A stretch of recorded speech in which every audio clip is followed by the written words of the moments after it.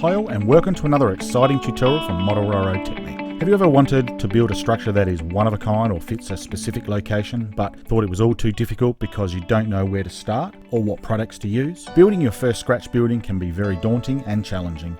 In this video series, I will step you through this simple little scratch build. So let's not waste any more time and let's get building. Make sure you subscribe, click that little bell icon to be notified of upcoming videos, support us on Patreon, like us on Facebook and Instagram at Model Railroad Technique. So the next part of this process is to start painting up the wall. So probably the easiest way to look at doing it is, you can see I've got a rather large container lid there, the black container with a paintbrush in it.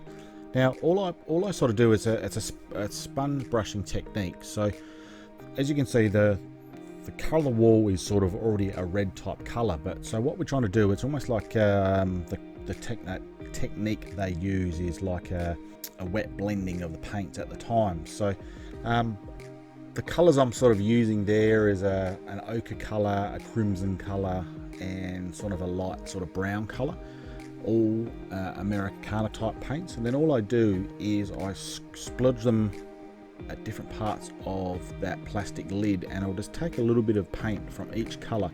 So what that actually effectively does is gets this gradation of different coloured shades of paint, and you sort of, as I said, wet blend it as you go, and you get to the desired effect.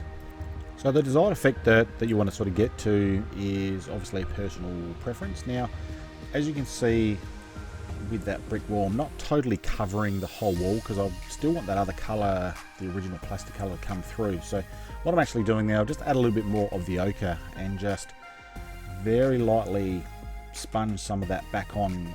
Obviously that ochre is quite an overpowering colour if you're not careful, but you can sort of just mix it in with the other colours. That's the beauty of this this sort of this wet blending type technique as you go. So that's it. That's not dry at that point in time. However, I'll show you what it looks like when it is actually dry. So the process actually comes up quite nicely. So it's just a matter of going through methodically through all the walls, trying to get the similar gradation as you can with all those colours. So just take your time with it. And if you don't like the look of the colour, it's very easy just to get a sponge and wash it all back off and get back to the original plastic, and you start over again with different colours. So what I'm doing, I'm going to go back in with this colour again and this colour. I just want to add a bit more variation to it. So it's just a matter of building. So it's just a matter of building your colours slowly, bit at a time, with the varying colours you got there off your wet palette, and you'll be surprised what type of effect you can get from that.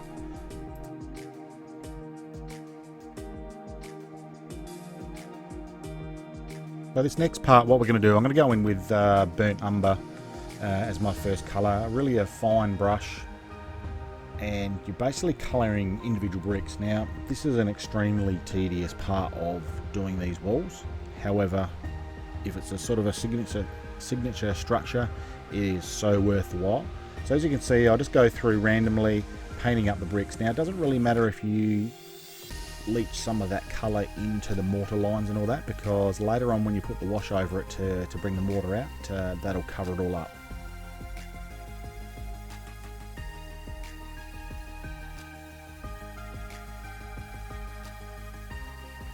So that's the first colour of the burnt umber done.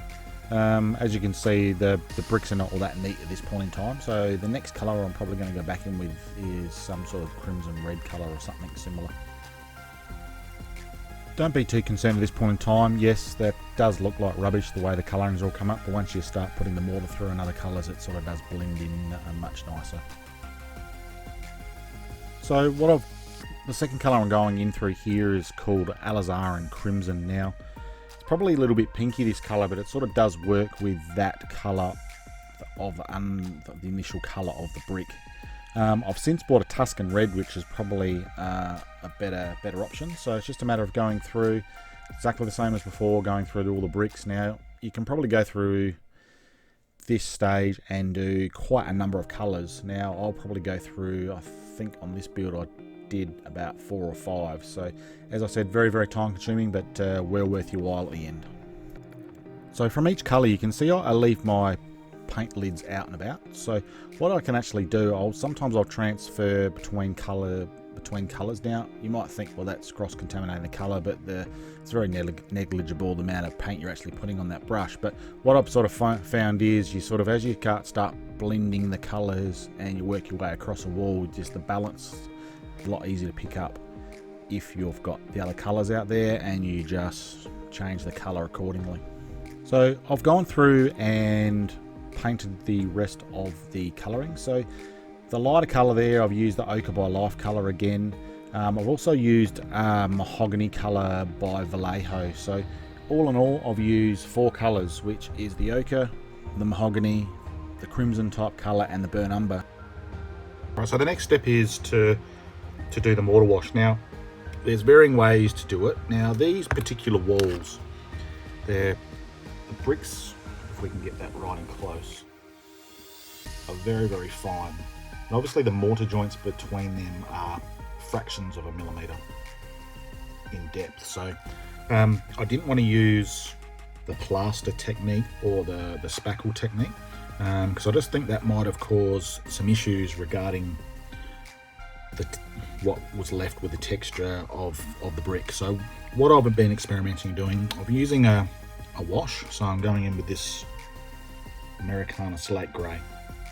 So you can see this, I've got a wash going here in my palette. So it's just a very, very fine wash that you'll just a few applications over the wall, and then I'll show you what you do after that. So we'll get this wall here. So there's no sort of rhyme or reason right way of doing it. Just sort of just flood the best you can the mortar joints.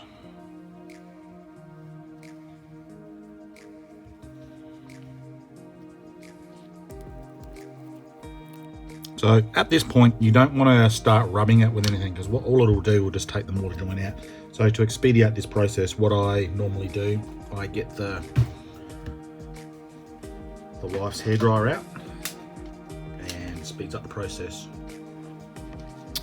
And yeah, so at this point in time, I've gone in and I've sort of probably got to the hairdryer just a little bit quickly. So sometimes this process, you can go in up, twice. That first wall I did was 2 times. If you got time, you could probably just let it dry and just go from there. So that's what you get before you start wiping it. So you can see that paint's gone into the mortar joint. So what I do at this point in time, I sort of just dab the back off with a paper towel here, because you'll find that it does start bleeding through to the other side, around the window sills and the like. And then I'll just put that aside, just to let it dry just a little bit more. So I think it's just a matter of working through.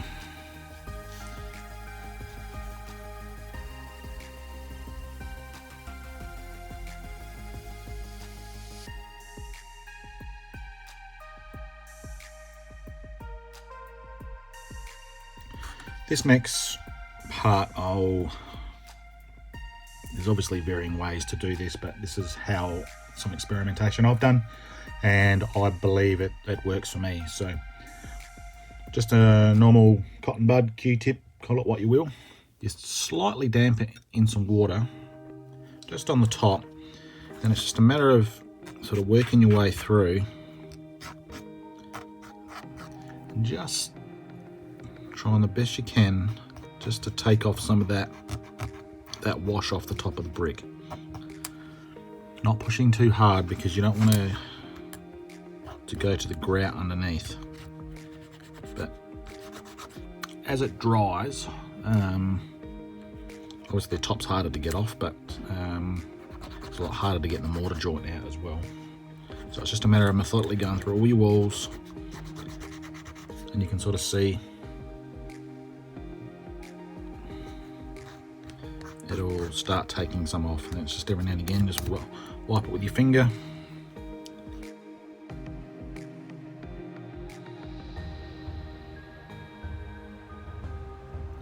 Okay, so that's the mortar wash as it's finished. Probably looking back at that now, I could have gone maybe for a slightly darker grey there, but that'll do quite nicely at this point in time. So as you can see, it sort of gets right into the mortar lines. There's probably still just a little bit more tidying up to do, but that could also add to the character as well for an aging type wall if that's what you're after.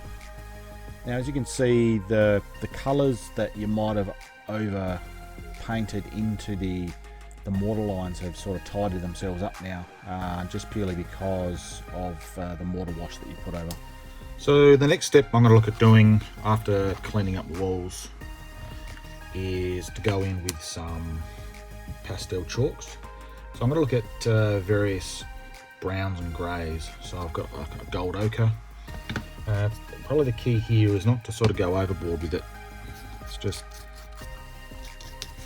get some of the colour to come through where water may run, rust may run out. And obviously I've got a structure that's sitting above this, so the likelihood of water coming through would be high. But the key is also not to probably go overboard at this point in time either. So it's just a matter of coming down in straightest lines as you can. I find that looks the most effective and realistic.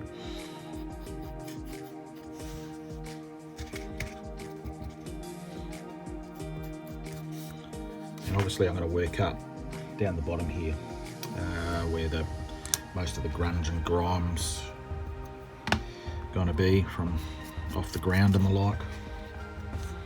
So the key with the weathering like this is to really either go into Google or just take note of your world around you.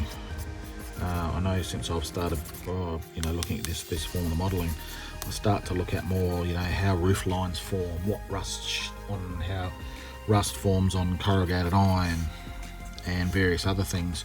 No different from when you're doing your scenery, your physical scenery like hills and mountains and the like. You turn to Mother Nature to give you inspiration and guidance on how it may look.